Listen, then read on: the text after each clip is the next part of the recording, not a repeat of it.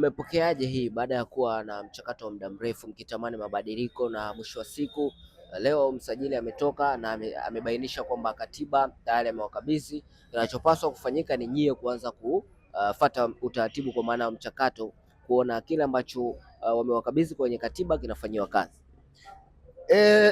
Tuseme kitu kimoja, kiu cha wanasimba wengi nilikuwa timu yao kutoka kwenye mfumo wa kizamani kuja kwenye mfumo wa kisasa, ambao mfumo huo ni wa mabadiliko, na mfumo huo nadhani mtu ambaye kajaribu kututoa kwenye mfumo wa kizamani kwa ushauri wake na masa zake ni Mohamed Dewji, na yeye ndo alidiriki kutoka kwenye vyombo vya habari akasema anahitaji timu ibadilike, lakini yeye kama mwanachama klabu ya Simba na ni wa muda mrefu, lakini na pili yeye anapenda kuona Simba ikitoka kwenye mfumo huu kwenda katika mfumo mwingine.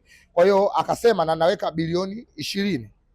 Kwa bahati nzuri baada ya kuzungumza vile michakato ikaanza, lakini kulikuwa kuna misuguano mingi hapa kati, sababu mfumo wa mabadiliko ulivyoambiwa unakuja, kuna watu walikuwa na maslahi yao ndani. Kwa hiyo kulikuwa kuna mambo ya kupinga, kuna migogoro, kuna matawi yaligawanyika, watu waligombana, wengine walipinga sana.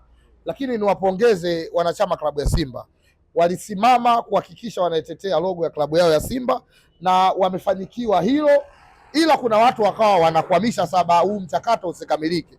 Ndio maana kukawa leo naambiwa mwekezaji hivi, kesho mwekezaji hivi, mara huyu anafaa, huyu hafai, lakini siri ya ndani wanakuwa wanajua ni wao, ila sisi msimamo yetu tulitaka timu yetu iende badiliki.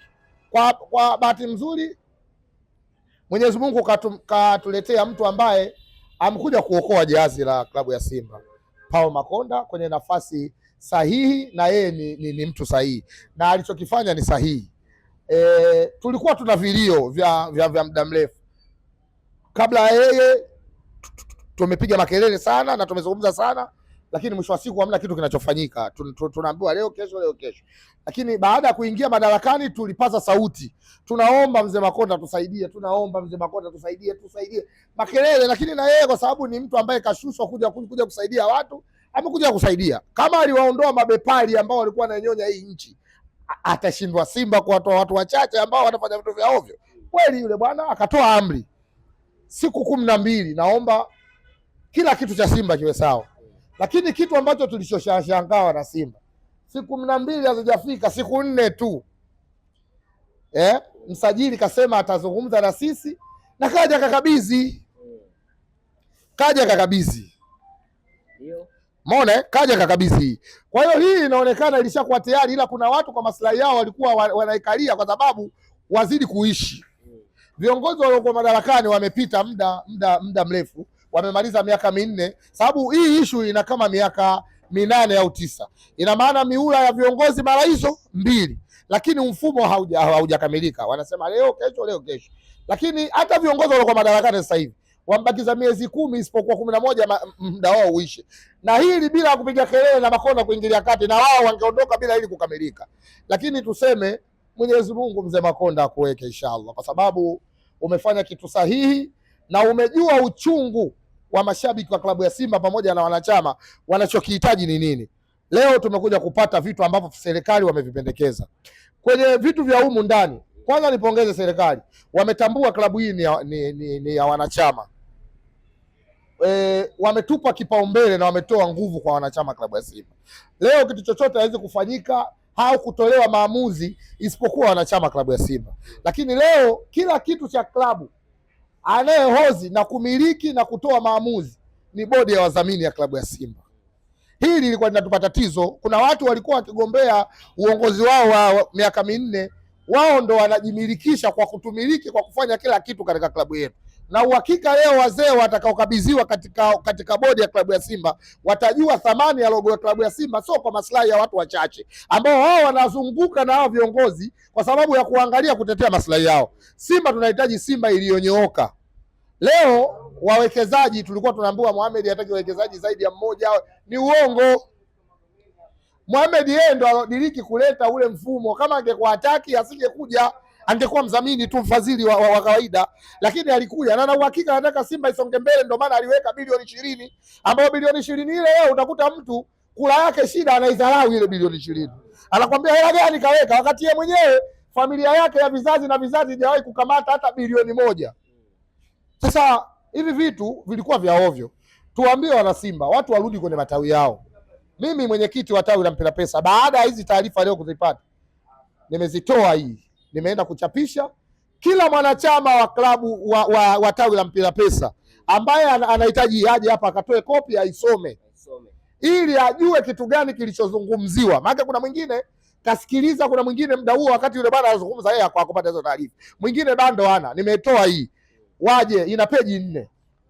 Peji ya kwanza, ya pili, ya tatu, ya 4. Waje watoe then waende wakapitie ili wajue kilichoongelewa humu. Lakini mimi katika vitu ambavyo nilivyovikubali humu, kwanza kutupa mamlaka wanachama na mkutano mkuu. Mikutano yetu hapa katikati ilikuwa ya kihuni. Tuzungumze ukweli, mimi sipendi kupapasa macho, mtu akinichukia anichukie tu. Tunaenda katika mkutano, viongozi hawaleti hoja ya kujadili kwenye mkutano, baina wao wanakuwa wana mambo yao binafsi ya kusema kinyume cha utaratibu wa wanachama. Kwa mfano, mkutano wa juzi imetengenezwa kamati ya watu upande wa bodi na upande wetu sisi wanachama. Wameenda kujadili baadhi ya vifungu 6 vya kuingiza katika katiba. Baada ya kujadili vifungo, wamevileta katika mkutano mkuu. Mwenyekiti wa ile kamati kasoma vile vifungu vyote. Alipomaliza kusoma, mwenyekiti kafunga kikao. Amemaliza. Sasa ilikuwa ina maana gani kuja kutusomea watu ambao si ndo na ndo? Kwa sababu katika hiyo kwenye hizo kamati zenu mlivyokubaliana, mkakaa kikao, mkaenda kujadili hoja mlizojadili, zinaingia kwenye sehemu muhimu ya katiba ya klabu, ambayo katiba ile ndio inatuongoza sisi. Kwa nini kifungu kilichojadiliwa mule au vitu vile 6 vilivyojadiliwa na sisi wanachama tusihusishwe, kwamba jamani, hapa tumejadili 1 2 3 4 5 6, je, hivi viko sawa au hivyo vitu haviko sawa? Leo mwenyekiti akamwagiza msemaji, waambie watu wajinyooshe. Mtu kama anataka kwenda kujisaidia akajisaidia haja ndogo, arudi pale. Kurudi pale, mwenyekiti kafunga kikao, kaondoka. Sasa hivi hapo nguvu ya wanachama iko wapi? Tuzungumze ukweli, tusitetee vitu ambavyo havina msingi. Klabu ikizama tunazama wote.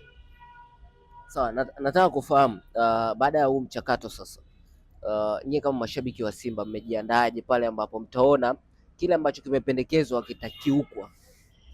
Maandalizi, ndio maana nimesema ujue Simba ina mizizi ya klabu ya Simba. Acha lile huo mti mkubwa, huo mti una mizizi.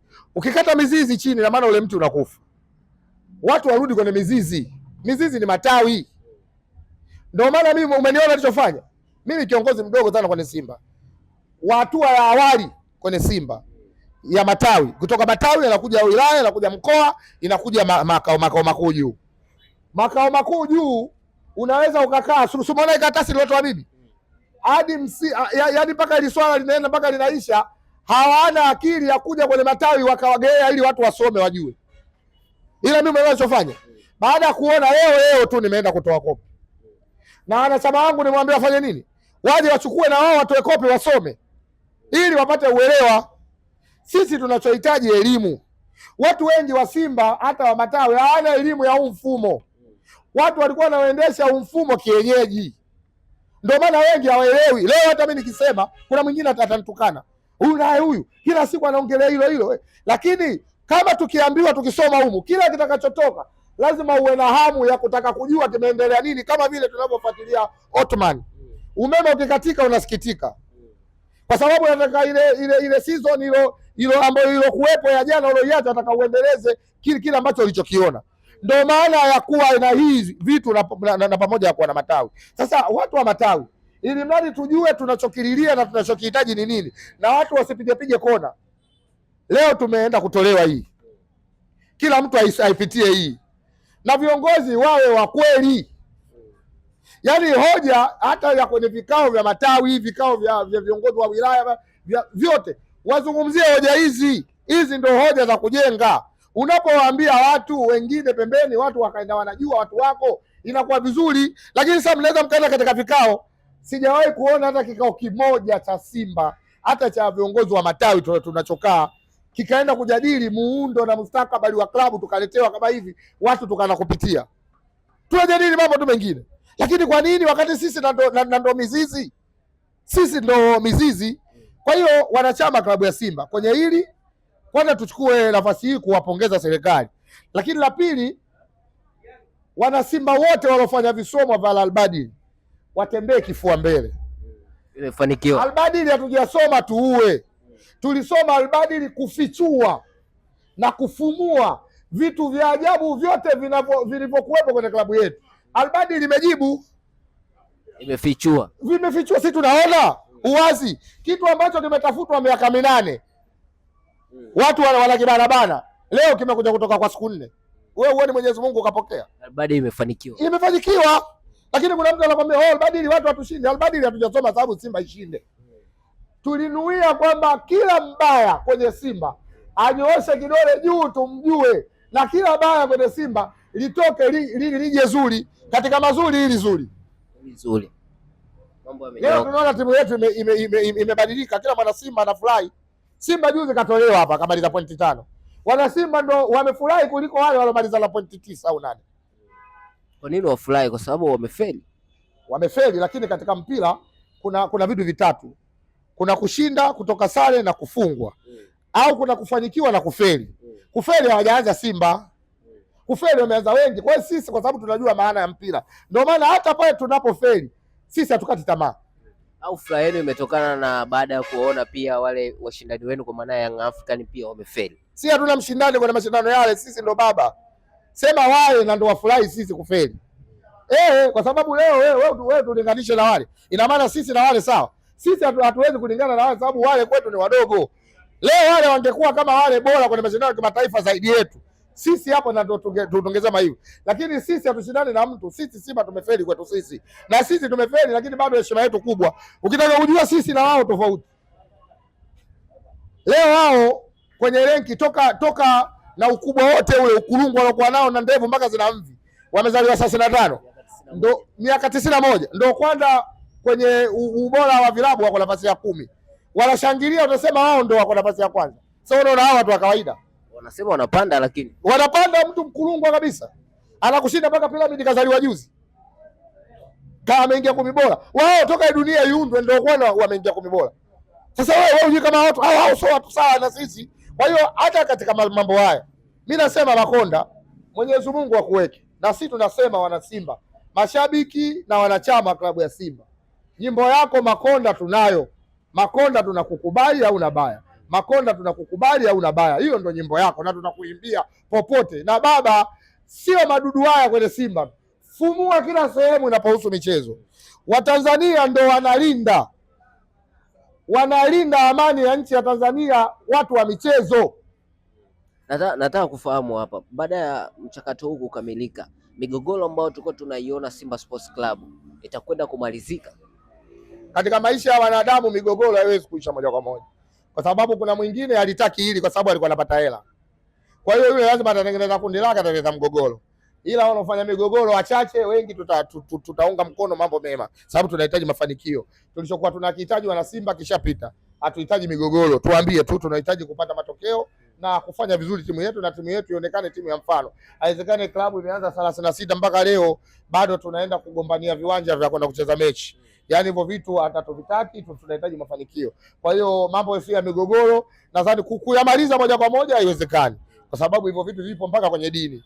Watu dini za Kristiani, Islamic wanagombana, lakini Mwenyezi Mungu hivyo vitu vyote anajua na hivyo vitu vipo. Kwa hiyo mimi niwaambie wana Simba tu warudi katika misingi yao, wasimamie klabu yetu, waangalie logo ya klabu ya Simba, wasiangalie maslahi yao binafsi. Simba inajengwa na wana Simba. Nguvu moja ina maana kila mtu ashiriki kwa kila kitu kinachotakiwa. Ila tunatoa shukrani zetu kwa dhati kwa serikali ya mama yetu Samia Hassan Suluhu, kwa sababu yeye ndio aloleta changamoto hii ya kumchagua bwana Makonda kuwa waziri wa michezo, ili aje kusafisha, atoe uchafu kwenye michezo, atoe uchafu, vitu vya ajabu ajabu. Na anarudia tena hili neno, huu mwanzo Makonda kuna sehemu ana search